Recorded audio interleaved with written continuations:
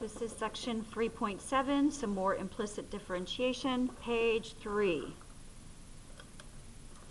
All right, for this one, we are given x squared plus 25y squared equals 100. And I want you to find d squared y over dx squared in terms of x and y. This, if you recall, means second derivative. That's the second derivative. All right, let's start right here. So if we do the derivative of x squared is 2x plus, now the derivative of this 25y squared. 2 comes down, so we'll have 50 times y times dy dx equals, the derivative of 100 is 0. Now again, if you'd like to, instead of using this dy dx, use y prime. So we could write this, I'm going to subtract this 2x at the same time. So 50y prime equals a negative 2x. Divide out the 50y, and y prime is negative 2x over 50y, which simplifies to be opposite of x over 25y. That's y prime. Now let's find the second derivative. So d squared y over dx squared, which is y double prime. So we're doing the derivative of this mess right here. Oh, and this is a quotient rule. So let's start bottom 25y times the derivative of the top, negative 1, minus the top, negative x, times the derivative of the bottom. Now be careful there, it's 25y prime. It's like 25f of x, and that derivative is 25f prime of x. This is all over at the bottom squared.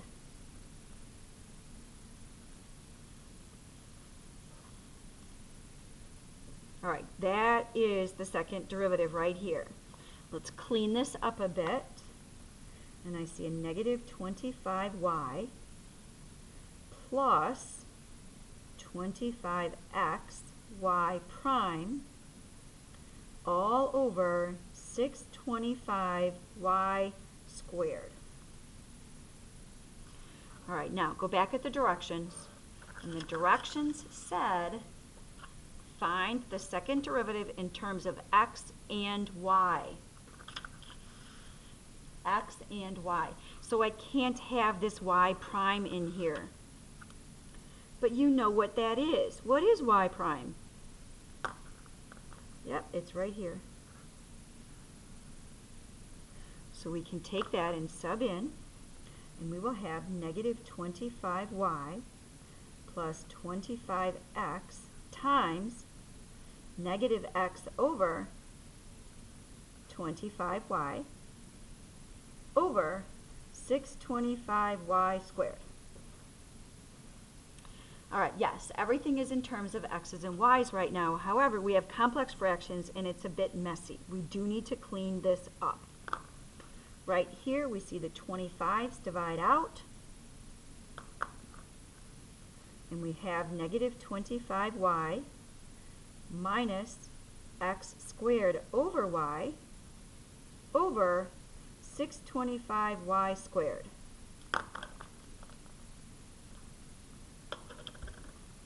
Complex fractions, ick. Let's get rid of those.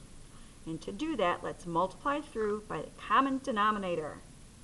Common denominator is y. We're going to multiply by y over y. This y to this first piece here gives us a negative 25y squared. And y to here gives us minus x squared. On the bottom, we have 625y cubed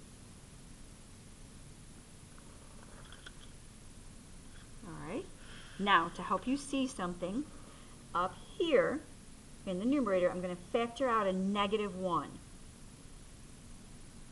So we have negative of 25y squared plus x squared over a 625y cubed. That looks familiar. This 25y squared plus x squared looks very familiar. Look back way to the beginning. X squared plus 25y squared equals 100. 25y squared plus x squared is 100.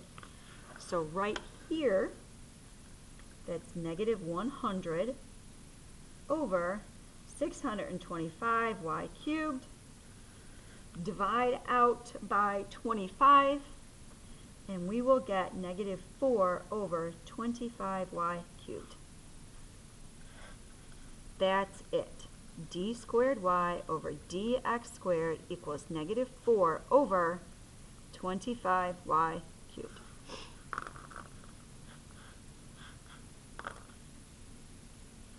Okay, couple of things.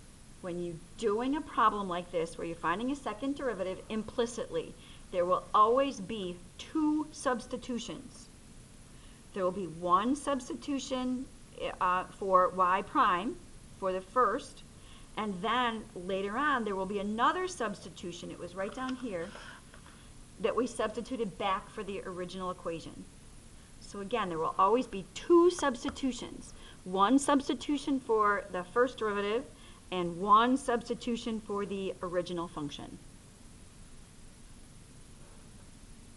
Thank you for watching page 3.